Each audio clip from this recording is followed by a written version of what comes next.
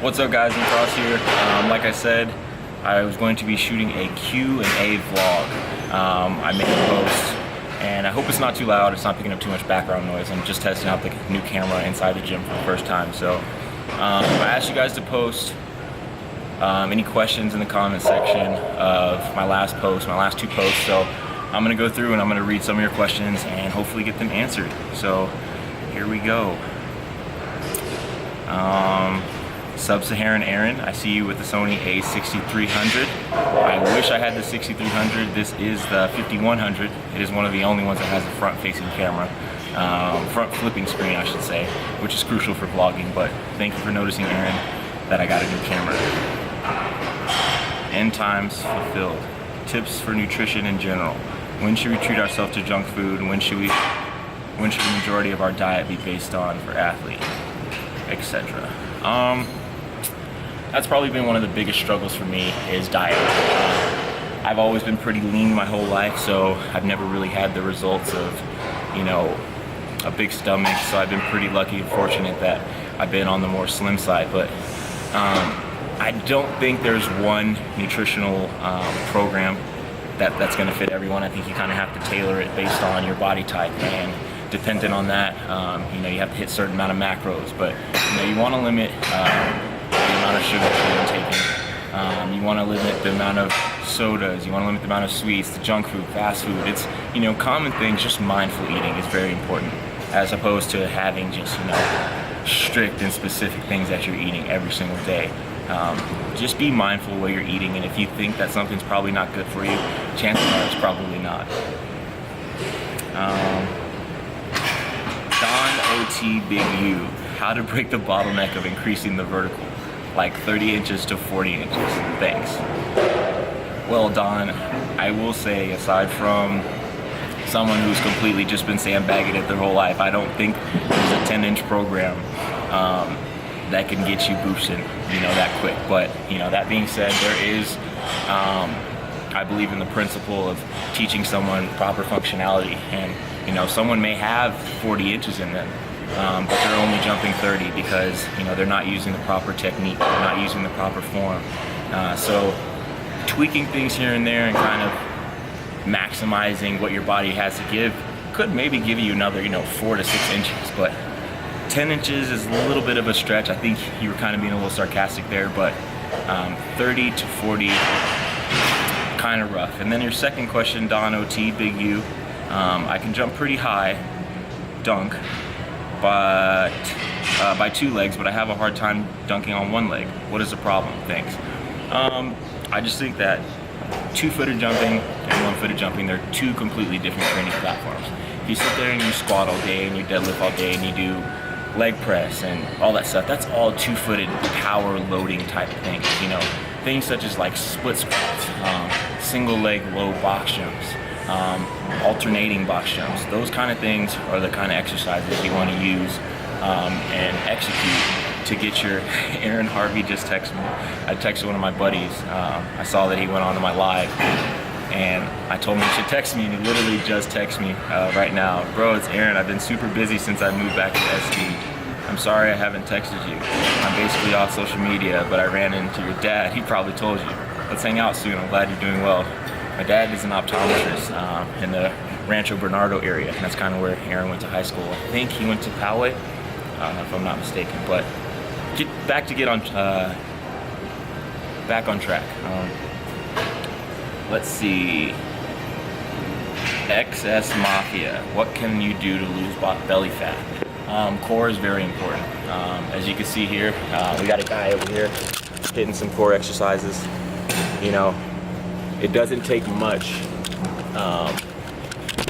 It doesn't take much for you to kill your body fat. You just have to stay consistent and just day by day try to tighten that belly up. And then obviously the biggest factor is what you eat. You eat lots of foods that, drink lots of beer and stuff like that are going to make your belly bloated. Of course you're going to feel like, you're fat or your stomach is larger than normal. But, you want to try to limit the amount of foods that are going to create bloating. We'll save that for another section of getting a little deeper into nutrition. Let's see. BQ man, how do you generate enough power / explosiveness to do tricks like the windmill 360 between the leg? Is it from heavy lifting and plyometrics or consistent practice on low rims? BQ man, that's a very, very good question. I know that it may look like, you know, some of the dunks that I do are, you know, effortless, and in a sense they are, because all the work that you do is from the ground. Once you leave the ground, there's no more energy that you can generate that's going to push you up even further. So in most of my videos, you see me kind of methodically approach, then you see me attack, and then you see me rest. Because once I leave the ground, there's no amount of force that I do, flailing my hands like this, you know, kicking my legs, that's going to generate any more movement going up.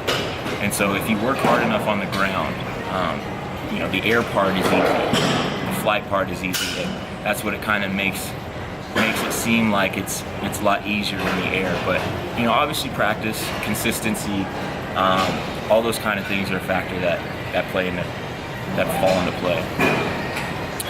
Let's see, who do we have next? Trev Zilla, is it true if you don't use it, you lose it? Yes, this is true in the terms of the fitness world. When I broke my foot, for instance, I stopped working out. I stopped being hungry. I stopped being savvy. I stopped having an edge for fitness and a desire to be better. I got down on myself. So those of you out there that had injuries, oh, please, please, please get off your couch, and literally and figuratively, get off of your couch, move around. If you're in a boot and you're supposed to be non-weight bearing, you know, get outside and go sit at a park. Don't coop yourself up inside. That's just gonna create this snowball effect that's gonna, you know, you're gonna get down here, then you're gonna get down here, and you're gonna get down here, and you're gonna get down here. You know, you have to keep active every single day and continue to do stuff that's just gonna make you better. JWEHBE_0. Let's look at the name. Joey Webe. Rick Nas, I want to start working on my balance again soon before basketball season, but I currently have jumpers knee and I'm not supposed to. How do I cure this? Right on time. So in terms of injuries, Joey, pool workouts. Jumpers knee is a pain in the, if you know what I mean. But you know, it's not an end all. It's a barrier, it's a deterrent, but it's not an end all. So hop in the pool. You know, you can do as much jumping, as much pounding as you want to in the pool. You're not going to damage yourself. If you can't have access to a pool, I would suggest doing some barefoot stuff on sand. And if you don't have sand, I would suggest doing some barefoot stuff on the grass. Jumper's knee, you know, you want to do some ice cupping. Take it right along the knee and just kind of rub it 15 minutes on, 15 minutes off, 15 minutes on, 15 minutes off. And, you know, it's just kind of one of those things you have to work through. Jumper's knee is a very, very big pain. Oh, let's see. Sean Collins. How can I jump like you? But I want it to happen in like 2 weeks.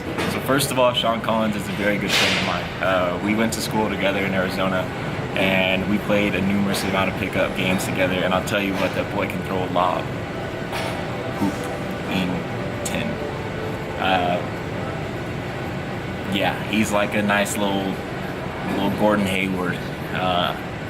But he's a very big Celtics fan, so I'm sure he likes that comment. Sean, you know the answer to that question. Melo Carme. Let's see. I like Carmelo. Dang, this might be a fake account, but it's a legitimate question. What is your max on squat, deadlift, and front squat? And what is your 40-yard dash time? My max on squat, I could not tell you. I know I'm definitely 3 plates. So 315. I'll call it. You know, not a very heavy back squat, but I could probably do more. My max deadlift is 515. My max front squat, I'd probably have to say, you know, 225, just because I have some back issues when I put a heavy load on the front. And then my 40-yard dash, I couldn't tell you. I'm not very fast. Probably like 4.8, 4.7, something.